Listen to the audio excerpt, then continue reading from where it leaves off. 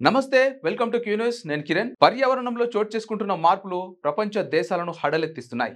ఆకస్మిక వరదలు అడ్వాన్స్ టెక్నాలజీకి ఛాలెంజ్లు విసురుతున్నాయి అంతా కామ్గా ఉందనుకుంటున్న చోట కళ్ళు మూసి తెరిచేలేపు ఆకాశానికి చిల్లు పడుతోంది ఉన్నట్టుండి వరదలు విలయ తాండవం చేస్తున్నాయి ఇటీవల భారతదేశంలోనూ ఇలాంటి ఆకస్మిక వరదలు ప్రజలను భయపెడుతున్నాయి అయితే ఈ జల ప్రళయాలకు క్లౌడ్ బరస్ట్ కారణం అనే చర్చ జరుగుతోంది కొన్ని నిమిషాల్లోనే పెను విధ్వంసం సృష్టించగల క్లౌడ్ బరస్ట్ గురించి వింటే వెన్నులో వణుకు పుట్టిస్తోంది గత 2-3 రోజులుగా క్లౌడ్ బరస్ట్ తో ఇప్పటికే 50 మందికి పైగా ప్రాణాలు కోల్పోయారు అయితే ఇప్పుడు క్లౌడ్ బరస్ట్ కు మించి విధ్వంసం చేయగల మైక్రో బరస్ట్ ఇప్పుడు అందరినీ టెన్షన్ పెడుతోంది ప్రపంచ దేశాలను ఆందోళనకు నెడుతున్న ఈ మైక్రో బరస్ట్ అంటే ఏమిటి ఇది ఎలా ఏర్పడుతుంది క్లౌడ్ బరస్ట్ కంటే నిజంగానే విధ్వంసకరమా క్లౌడ్ బరస్ట్ తోనే ఇన్ని ప్రాణాలు ఆస్తి నష్టం జరుగుతుంటే మరి మైక్రో బరస్ట్ తో ఎంత నష్టం జరుగుతుంది తెలుసుకునే ప్రయత్నం చేద్దాం వెల్కమ్ టు స్పెషల్ స్టోరీ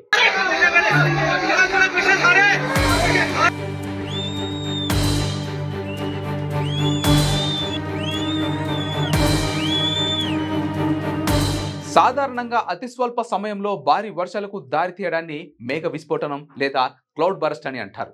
ఈ పరిస్థితిలో 20 నుంచి 30 చదరపు కిలోమీటర్ పరిధిలో గల గంటకు 10 సెంటీమీటర్ల వర్షపాతం నమోదవుతుంది కానీ మైక్రో బరస్ట్లో అలా కాదు ఒక శక్తివంతమైన ఉరుములతో కూడిన మేఘంలోని చల్లని గాలి ఒక బలమైన నిలువు ప్రవాహంలో భూమి వైపుకు తోసుకువస్తుంది ఈ గాలి తనతో పాటు మేఘంలో ఉన్న నీటిని కూడా అత్యంత వేగంగా కిందకు లాగేస్తుంది దీంతో సాధారణ వర్షం చిలుకుగా కాకుండా భారీ నీటి స్తంభంలా ఆకాశం నుంచి ఓ నది భూమిపైకి జారి పడిపోయిందా అన్నట్లుగా పరిస్థితి ఉంటుంది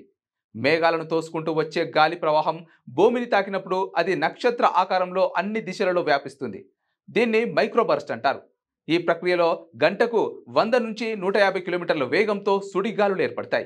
ఈ గాలులు ఇవి తుఫాన్ లేదా హరికేన్ స్థాయితో సమానంగా ఉంటాయి సాధారణంగా 5 నుంచి 15 నిమిషాల పాటు మాత్రమే ఉండి చెట్లు విద్యుత్ స్తంభాలు భవనాలు ఇతర నిర్మాణాలను నేలమట్టం చేస్తూ విధ్వంసం సృష్టిస్తాయి విమానాలు టేక్ ఆఫ్ లేదా ల్యాండింగ్ సమయంలో మైక్రో బరస్ట్లు పడితే విమానాలు నియంత్రణ కోల్పోయే ప్రమాదం ఉంటుంది ఈ మైక్రో బరస్ట్లు డ్రై వెట్ మైక్రో బరస్ట్లు అని 2 రకాలుగా ఉంటాయి డ్రై మైక్రో బరస్ట్లో వర్షం భూమికి రాకముందే అవి ఆవిరైపోవడం వల్ల ఏర్పడతాయి వెట్ మైక్రో బరస్ట్ భారీ వర్షంతో కూడి ఏర్పడతాయి మైక్రో బరస్ట్ టోర్నాడో చూపరులకు ఒకే రకంగా కనిపించిన టోర్నాడోలో గాలి సుడిగుండంలా తిరుగుతూ అది ఏర్పడిన చోటనే నష్టాన్ని కలిగిస్తాయి కానీ మైక్రో బరస్ట్లో గాలి నేరుగా భూమిని చేరి అన్ని దిశలలో వ్యాపించడంతో దాని నష్టం కూడా విస్తరిస్తుంది మైక్రో బరస్ట్లను గుర్తించడానికి రాడార్లు మరియు వాతావరణ పరిశీలన సాధనాలు ఉపయోగించబడతాయి అయితే అవి చాలా వేగంగా ఏర్పడతాయి కాబట్టి వాటిని ముందుగా హెచ్చరించడం కష్టం మైక్రో బరస్ట్లు ప్రపంచవ్యాప్తంగా వివిధ ప్రాంతాల్లో సంభవిస్తూ ప్రజలను బెంబెలెత్తిస్తున్నాయి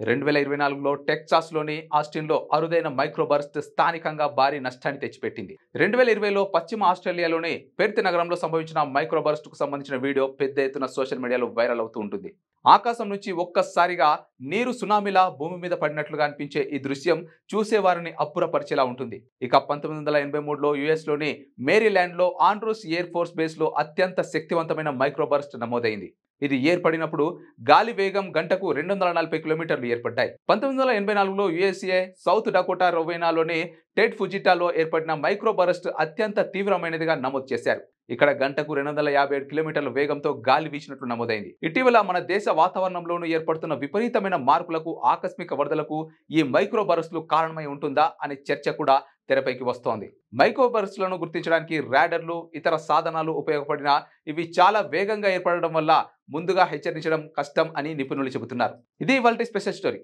మరొక స్టోరీతో మళ్ళీ కలుద్దాం అంతవరకు చూస్తుండండి క్యూ న్యూస్